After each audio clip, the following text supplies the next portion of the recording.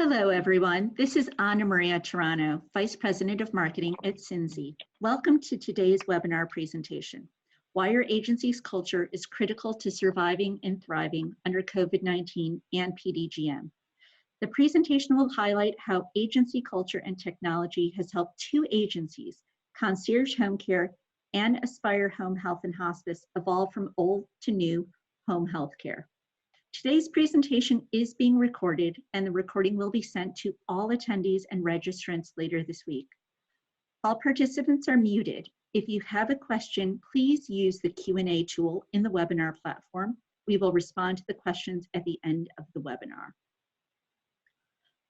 We are pleased that Linda Murphy of Concierge Homecare is able to join us today. Linda has been in the healthcare arena since 1987. She started her career at the University of Florida as an ER charge nurse for 15 years. She discovered home healthcare as a field nurse in 2003 and the true difference that she can make taking care of someone in their home. She spent the next 12 years working for Almost Family, a large publicly traded home healthcare company. She assumed directorship of a small agency in Gainesville, Florida, where she was able to develop and implement many programs that bridge gaps in care as she saw them, including an in-home palliative care and oncology program. She continued to expand her leadership role and in 2015 was responsible for sales and operations of 31 offices throughout the Florida market. In June of 2015, she had the opportunity to apply all that she had learned in the post-acute arena as the CEO of Concierge Homecare. Currently, Concierge has offices throughout Florida and in 4 years has become one of the largest providers in all the areas that they service. Their reputation as innovators and delivery of quality outcomes has allowed them partnerships with all their local hospitals as preferred providers. And Linda has been involved with multiple bundling projects, ACOs, and initiated several pilot programs that have yielded reduced rehospitalization rates while optimizing symptom management. She's been published multiple times, and she's spoken on behalf of home health quality improvements for best practices to improve patient outcomes. She lives on a horse farm with her husband, Chris, of 32 years, and is the mother of 3 amazing boys and is getting ready to adopt a 4th. She proclaims to live her life to the fullest each and every day. Thank you, Linda, for joining us. We are also joined by Chris Carter, CEO and owner of Aspire Home Health and Hospice. Chris has developed a knack for leading healthcare services, which delivers personalized quality care. She's made her career in serving the elderly and disabled population of Utah. She received her bachelor's degree in family and child development and sociology from the University of Utah. And her first job out of school was managing a group home for disabled adults. She's worked as a social service worker and marketer for several long-term skilled facilities. In '98, she joined the WSLM team as the Director of Marketing for Legacy House of Bountiful. She's been working for the Assisted Living Community and later Legacy House of South Georgia, and then she served for 10 years on the Utah Assisted Living Association Board and was president of the association. Her next career move was to be the Executive Director of Legacy Retirement of South Georgia for 6 years. She joined Aspire Hospice in July of 2010 as the Executive Director. And under her direction, Aspire has become a Joint Commission and Medicare certified to provide home health, and she started Aspire Personal Care in 2013. Aspire has been recognized for their quality of care with Chris Carter as their CEO and owner. I will turn this over to Linda to start to talk to us about how her agency is continuing to deliver valuable and safe care amid COVID-19. Absolutely. So we have actually been very fortunate to be working with Cincy since October of 2018. So we had implemented and really had a great process in place already.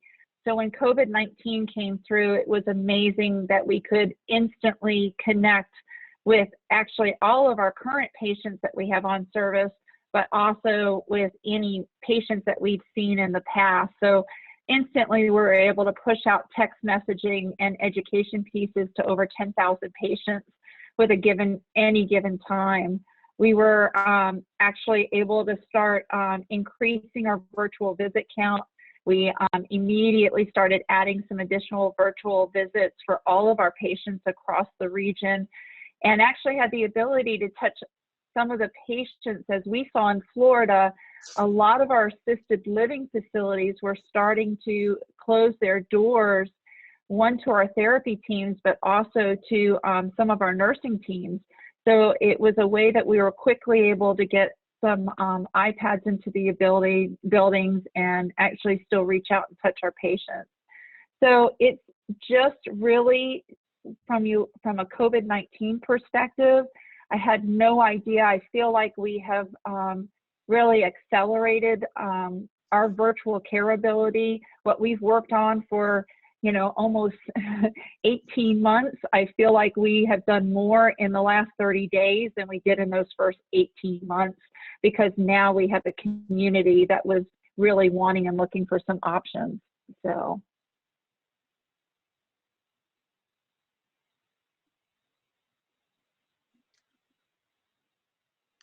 Chris, from an Aspire standpoint, what has your agency been focused on amid the current pandemic?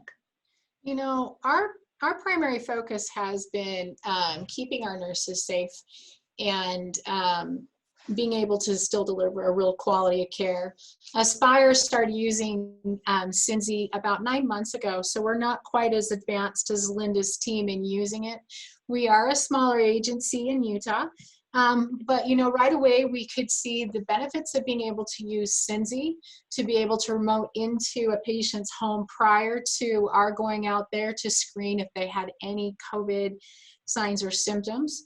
Also this last month, Utah was rocked with a bunch of earthquakes as well as the COVID virus. So, we were able to use Cinzy during the earthquake as well to be able to keep our nurses home and to be screening to make sure our patients were safe. And we actually had a nurse at home helping a patient in an emergency status in the middle of an earthquake while she sat home underneath the table with her children.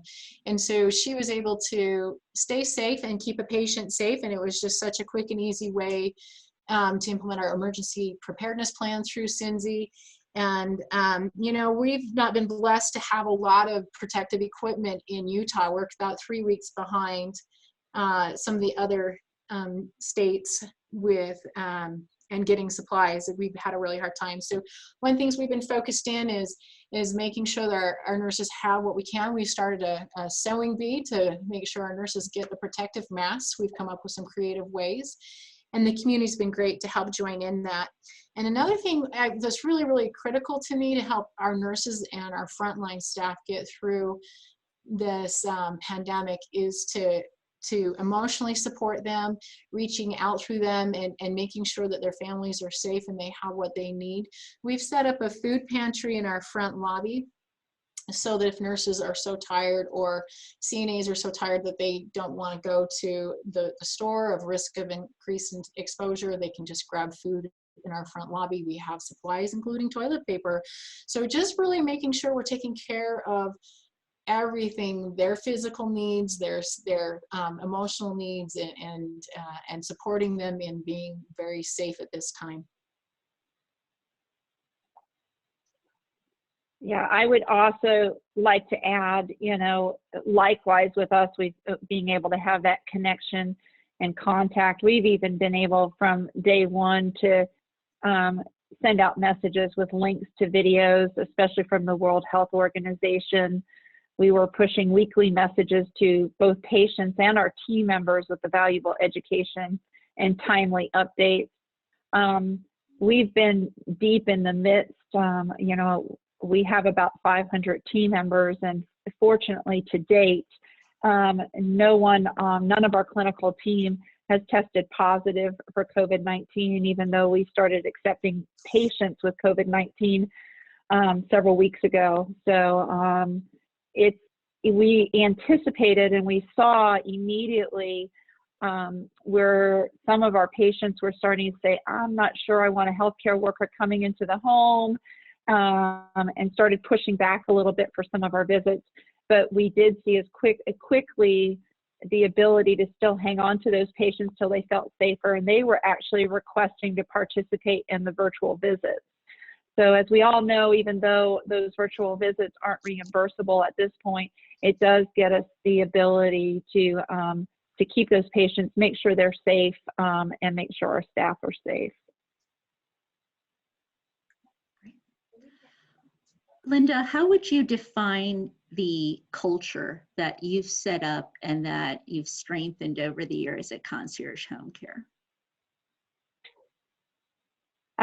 Well, since we established, and as I mentioned earlier, we're really still in our infancy as a company, at 4.5 years into this, but, our mission statement was, I started my life in home health always thinking you do the right thing by the patient and everything works out well.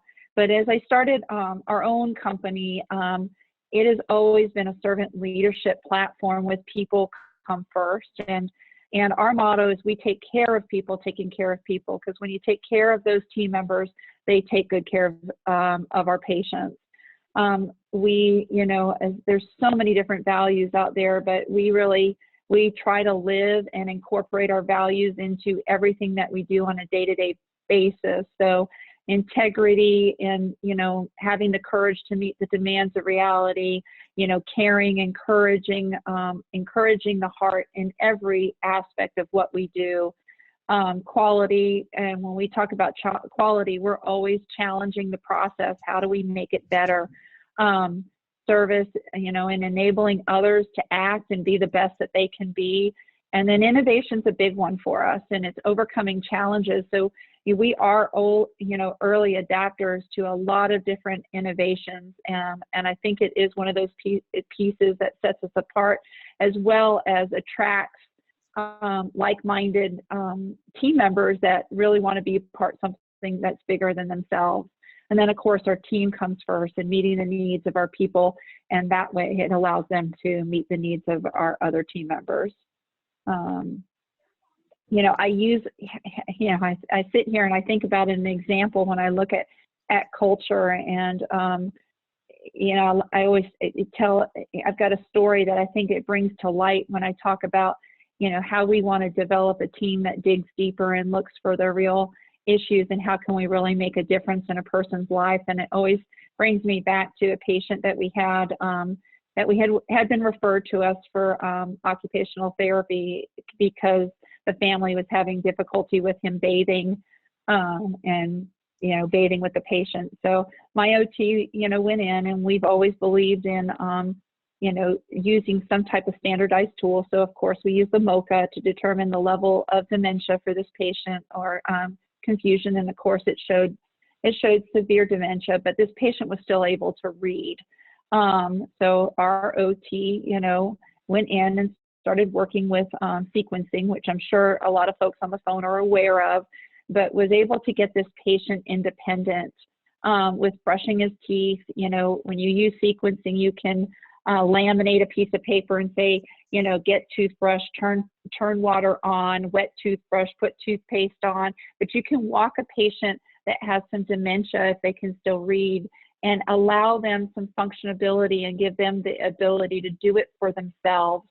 So she did this, and then she did the same thing with bathing, got the right little bench for him so he could get in and out, and had little laminated sheets in the bathroom so he could simply bathe himself. So we're at the end of the episode, and she's getting ready to discharge the patient, and she's asking him, did we meet all of his goals? And he still has his head kind of hung low, and he says, I'd really like to get to the boys.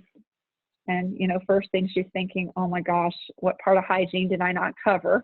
But when she further asked him, he wanted to get outside of the house, and three lots down, the older boys in his neighborhood would gravitate together, and they would play cards in this open lot.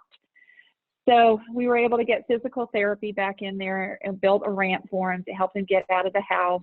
And this proceeded for a couple more weeks. And then, of course, we go to discharge the patient, and this therapist does a repeat MOCA to see what level of improvement we've had. And I always ask everyone, what do you think it showed? And of course, everyone says improvement. Oh, there must have been improvement. Well, it showed zero depression. I mean, zero dementia. It was all depression.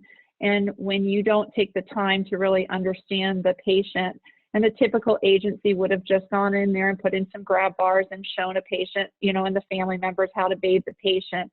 But sometimes just taking that extra time to really make the difference, that's what we try to do on a day in, day out basis. Linda, thank you for sharing, especially that story, because it really brings concierge values to life and how you hire people who share that similar mindset. Chris, can you tell us about the culture that you've been able to develop at Aspire? Sure. You know, we have the same things of our integrity and always wanting to be innovative and looking for, you know, quality, service oriented, being an early adopter in our marketplace of using Cinzy. But really, for me, service always reflects leadership. And, you know, I view myself that I'm really here to serve my team and to ensure that they have everything that they need. And, you know, I had one of those really face down moments about 4 years ago when I found myself so incredibly burned out that I couldn't come to work hardly, and I could find no joy. And, you know, it was really interesting when I look back, I look at where our agency was and how far behind we were on notes, and a lot of customer complaints and not good, sometimes good delivery of service. And, you know, it was just such a miserable place to be in. And one night my husband asked me, well, what is it that you really want? And I said, I just really want to be happy. And I realized what was missing was that I had stopped serving others actively like I had done in the past. And so I went out on a mission to be able to find someone outside of my normal circle to serve every single day. And what happened was because I decided that I was going to be happy by serving others, it kind of caught on in our office, in that other people wanted to have that same happiness and that same endorphin hit from being kind to somebody else. And it caught on. And we determined we would set out and count how many random acts of kindness we would have over the year. We thought we'd maybe achieve 7,000, but it turned out to be such a big community movement of being kind. And we ended up doing over 40,000 random acts of kindness outside of what we would normally doing as caregivers. And what really was interesting was that I learned that being kind also means being clear and setting clear expectations. Being unclear is unkind. And with that, our organization really changed. We went from having a really high turnover rate to being one with no turnover rate. We've been able to deliver much excellent care. We're able to implement our QAPI programs, and it has actually turned around our organization. Really, the foundation of our team is kindness, and that even means saying extra things in emails, thanking people and expressing gratitude to other people. And it's amazing how the culture reflects what the leader is working on themselves personally.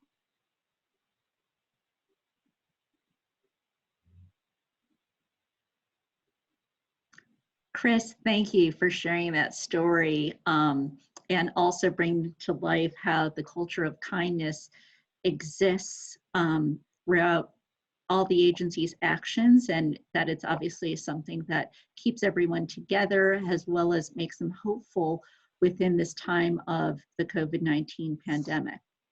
So what's very interesting is when I spoke with Linda and Chris a couple weeks ago, and this is actually pre-pandemic, both of them used the term servant leader. So I thought it would be very helpful for both Linda and Chris to explain their own take on this particular phrase and what it means for them as servant leaders, as well as having a culture of servant leadership throughout their agencies. So Chris, we'll start with you. How do you define servant leadership and what does it mean for your agency? It means that if my employees know that I'm here to help them achieve their own highest potential, and that as a leadership team, we're here to help them have the right tools so that they can be successful, and that they are part of a larger organization. We're working for the greatest good. Our nurses and our frontline staff are our biggest asset. And I cringe when I hear stories of how nurses and frontline staff are treated in some ways. And these people these are our most valuable resource. And we need to make sure that they are so supported emotionally and physically. And so my job is to serve them. And I just don't know how else to put it. Making sure we have the right kinds of communication, we have the right kinds of tools in place that they can help see the vision of where it is that we need to go as an organization, that we're transparent in the things that we're doing, that we're supporting them. One of our favorite things to do is to write a thank you note to our employees from our management team. We'll stick it in the mail and it will be mailed to their homes personally. And there's been so many people thank me for receiving just words of encouragement and thanking them for doing their job and doing it well and going up beyond the extra mileage. And that makes your team more willing to serve and take care of the patients for us. It creates a common good.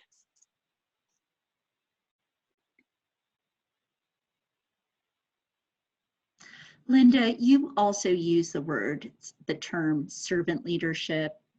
How do you define it at Concierge in terms of your own leadership style?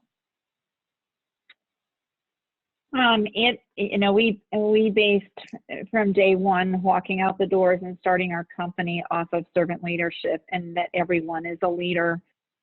We really kind of even define it down into what are those qualities that we're all working towards on a daily basis. And, so it's valuing diverse opinions, cultivating a culture of trust, making sure we have a commitment to grow our people, that, there's an awareness, not only an awareness around, but a general self-awareness, especially self-awareness. And we use predictive index and some other tools that we do to strengthen everyone as a servant leader and better understanding how you get the best out of everyone that we're working with.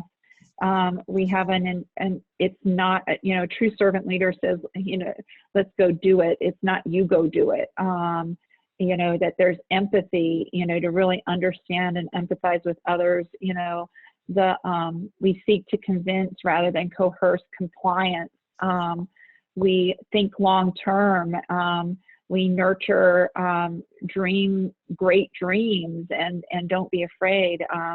The ability to look at a problem from a conceptualization perspective, meaning that, one must think beyond the day-to-day realities, but what's the long-term solution here? Foresight, is a characteristic that enables servant leaders to understand lessons really from the past and the realities of the present, and likely the consequence of a decision in the future. It's just deeply rooted in the intuitive mind. Also that we act with humility and that we build a community of stewardship. So all of those pieces come together, and it's so interesting. A year and a half ago, as I'm sitting here, and I think even from a foresight perspective and implementing, our virtual visit platform, whoever thought or even knew that the coronavirus was coming? And all I can say is thank goodness that we as a group of leaders, really, we were trying to look for a solution on how we could reduce rehospitalizations, and had no idea at that time it was really going to help us with the rollout of PDGM, and then tenfold help us in dealing with the pandemic that's facing us and the challenges that we have right now. I just think we're way ahead of the curve in being able to answer the challenges that we're being faced with.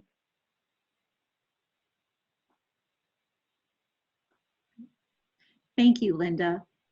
So both agencies, Concierge and Aspire, both use virtual care, and it aligns with their agency's culture. So much like Linda just alluded to, at first, many agencies were considering and implementing virtual care and telehealth apps to address the challenges faced by PDGM, but now it's become much more critical given the pandemic that we all face. So when we talk about virtual care, we usually use also a term called telehealth.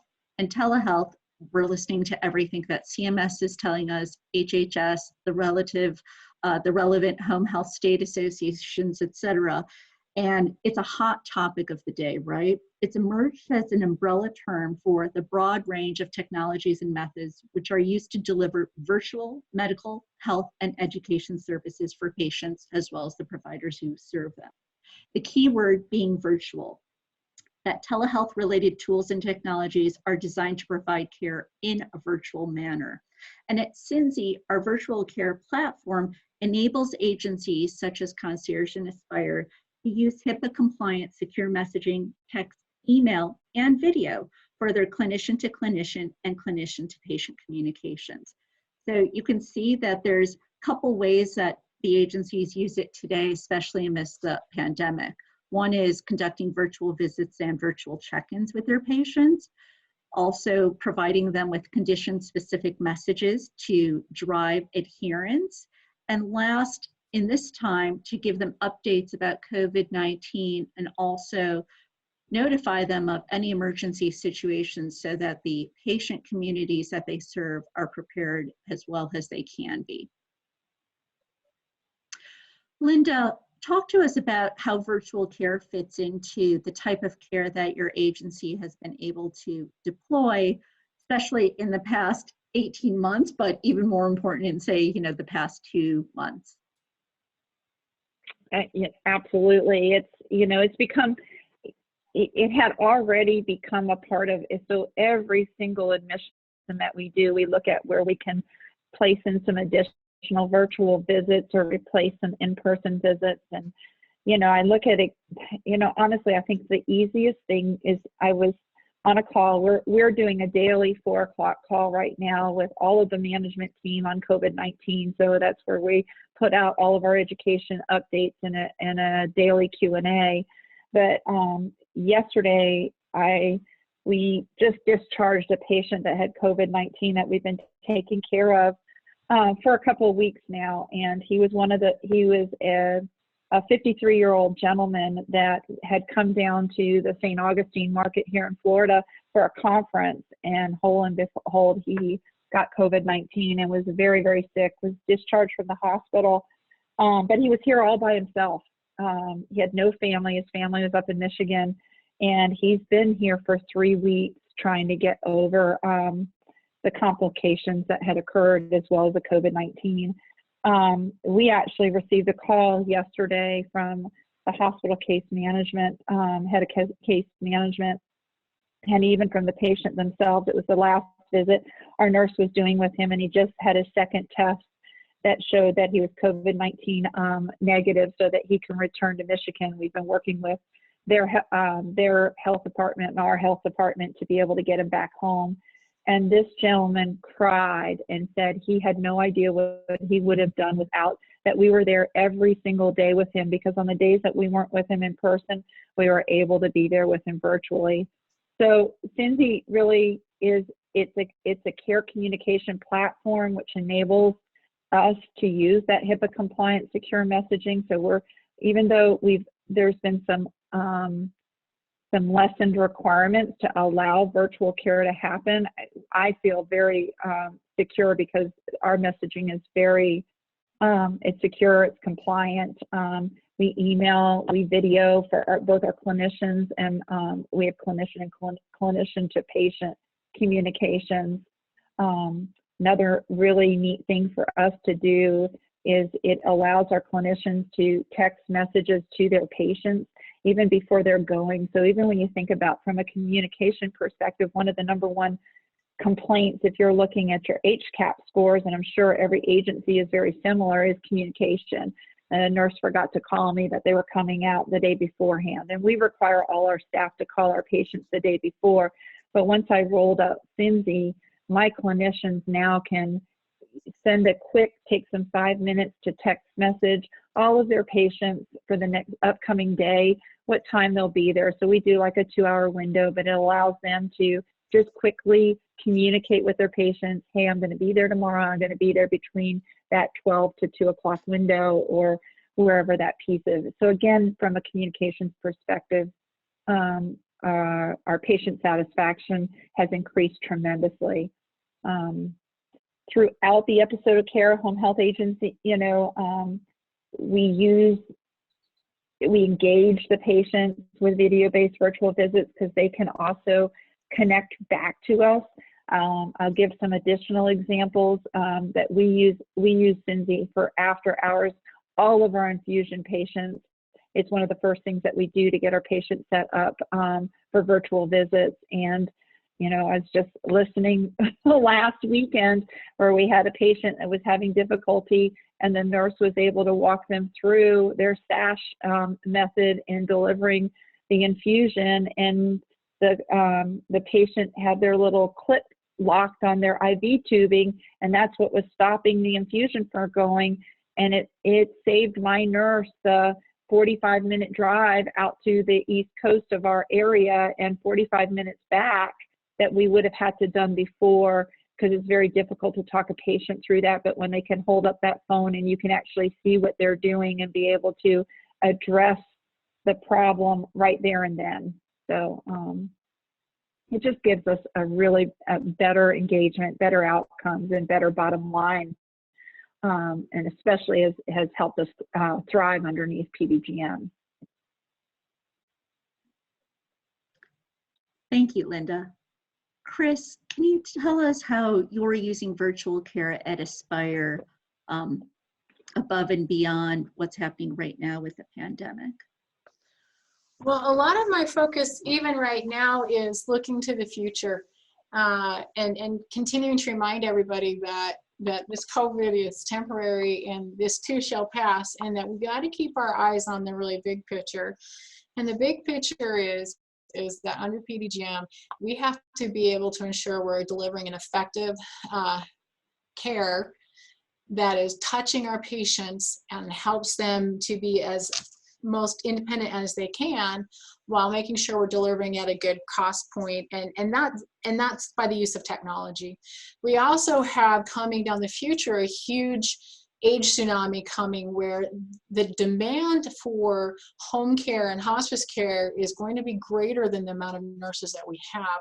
By able to use technology, and like Linda was talking, being able to save our nurses from driving 45 minutes to take care of a 15-minute visit and then another 45 minutes.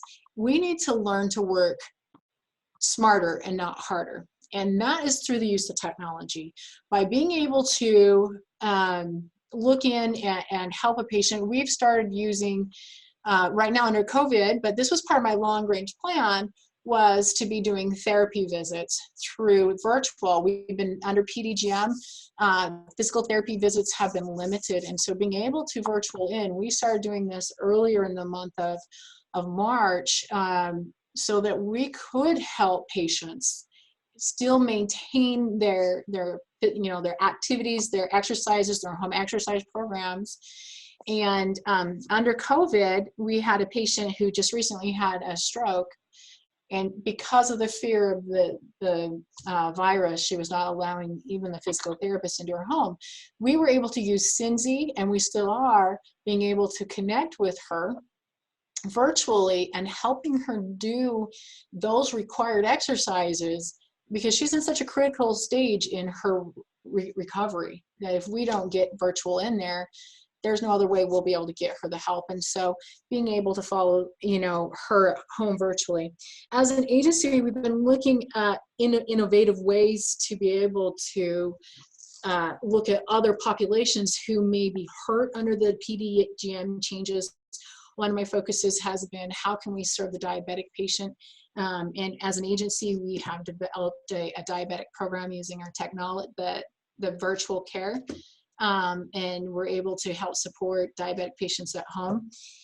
And so I think we have to look long range. It's really easy to get caught up in the short game here of the COVID, but we need to really look long term. I look forward to the many opportunities that COVID has brought us to demonstrate the value of telehealth, and especially in home care, being able to show the cost savings, the efficiencies. I think this is really a prime opportunity to maximize the value of the virtual care.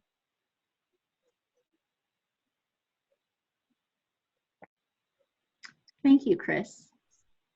And before we turn it over to some Q&A with the audience, some final tips and thoughts from both of you. Linda, let's start with you and some concluding thoughts from Concierge Home Care in terms of bringing virtual care and servant leadership to life. Absolutely. One of the things we rolled out this past year is, again, when you want to take care of people who take care of people, is we wanted to make sure that every employee on our team was on an incentive plan. And have the ability to really reward those high performers and have a plan. It took us about 11 months to actually create our incentive plans. That was meeting week after week to make sure we were able to incorporate our values, our beliefs, as well as the outcomes that we were trying to drive towards. The plan included elements, culture, accountability, and performance, and we wanted to drive the right actions, behaviors, and outcomes. We use a quarterly incentive plan for our clinicians in the field and a monthly incentive plan for most of our administrative teams. An annual performance review I felt was really insufficient and really did not produce, the level of detail and engagement that I really wanted from each and every member of our team that makes us who we are today. So it has to be a living, breathing, and constant conversation about the plan.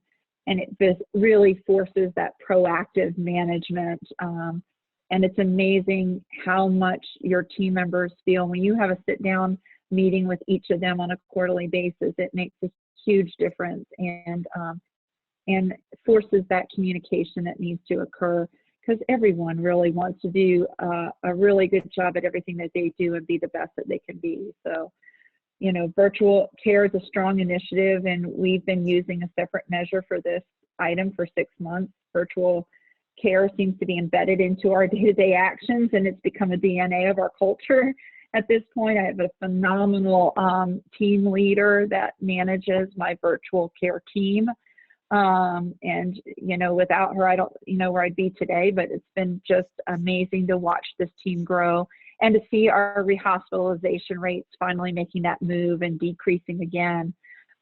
We talked for just a few minutes when I heard Chris talking about therapy.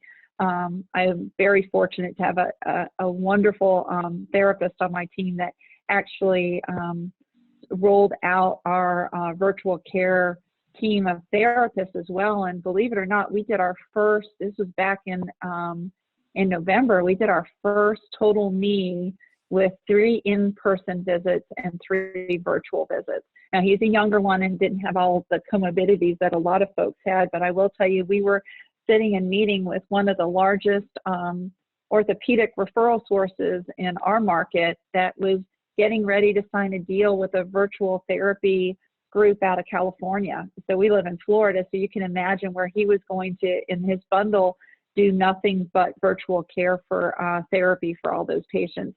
So it's definitely a different thought process, but it's amazing what you can accomplish when you still have that face-to-face recognition. So just a couple final ideas. I've never looked back, and I never thought we'd be sitting where we're at today, where virtual care has become probably one of the biggest topics, even on every call with CMS and ACA and health plan that you work with. It's funny, their first question now is, do you do virtual care?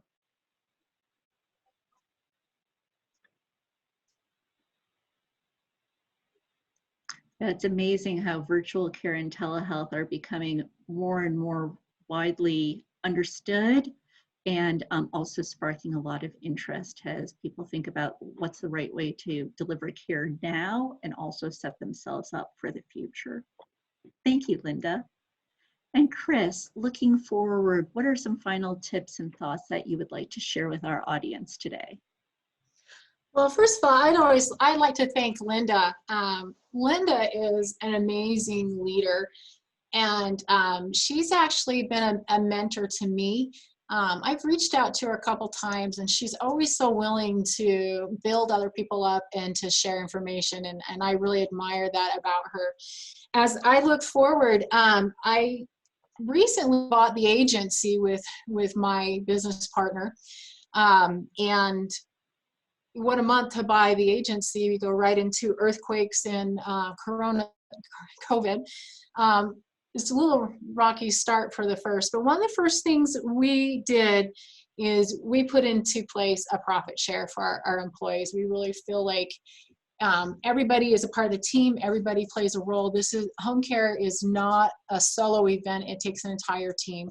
So the first thing we rolled out to our team was a profit share program for every member, and it doesn't matter what position they are, they will receive the same amount as someone else in the team. And you know, it's based on full-time and part-time. It'll be paraded and all that jazz, but we felt that was so incredibly important to live up to, put our money where our mouth is. If we believe that we're a team, then we need to be able to share in the benefits for it. Looking forward, telehealth is where it's at. I too have been following the conversations at CMS and all of the updates. I understand why it has not been part of the emergency reimbursement package plans. I get it. It has to do with how it's billed. But I do believe that there's a future for telehealth and having that platform out there. I do believe that someday it will be part of the benefit. I think it might be many years, but I think that this is the opportunity to show the value of it and be able to effectively deliver a effective cost care that is patient satisfaction. It has that driver, so patients are really, really happy, satisfied, and having great quality of care. I think that this is where it's at. And as I talk to my team about, let's look to the future, we've got to get through this, but it's really, let's look to the future and what does this mean and how can we infuse this into our culture as well. Our nurses and our frontline staff are so important, and protecting them through this COVID. I see telehealth as a great way to protect them as part of our infection control plan. And it's part of making sure patients are comfortable and feeling like they're being watched over too, especially a lot of our patients who can no longer get out because of the, you know, shelter in place orders. It is the best way to be able to connect with your patients, sending out quick messages, updates to keep them safe. I think all of it is part of where the future needs to go.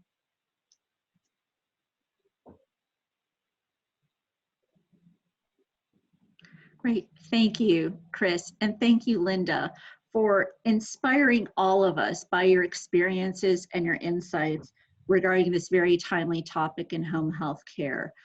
It truly is, you know, one of those odd situations where time is of the essence to make sure that agencies continue to act quickly and act responsibly by supporting the patient community, especially with the expected surge of patients with COVID in the homes, and making sure that they're able to be in the community. And as one of our clients said, if you can't be there physically, now with Cinzy, you can be there virtually to continue caring for them in a very critical and compassionate manner. Today's session was sponsored by Cinzy.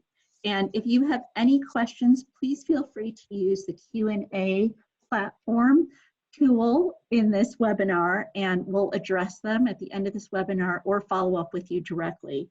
A little bit about Cinzy. We are a HIPAA-compliant virtual care platform with telehealth apps that enable your staff to use video, secure messaging, text, and email for clinician to clinician and clinician to patient communications. Throughout the episode of care, Cinzy's video is used by clinicians to engage patients in virtual visits and virtual check-ins, and multiple participants can be brought into the video call, including specialists, family caregivers, and even a medically certified interpreter.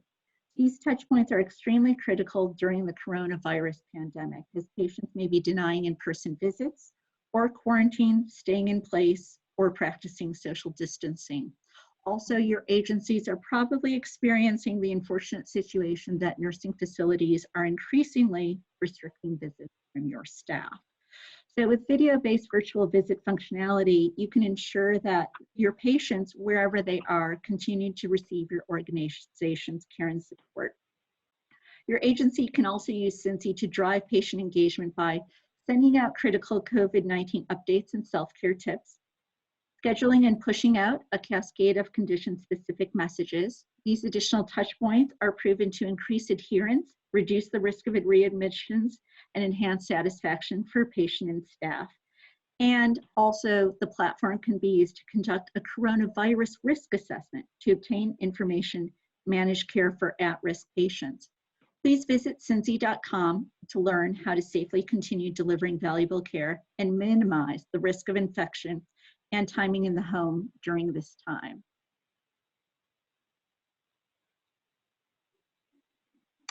If there are no questions immediately today, please feel free to follow up with me directly. I'll make sure that, especially if you have something specific for Chris's situation or Linda's situation, I'll reach out to them on your behalf with your question.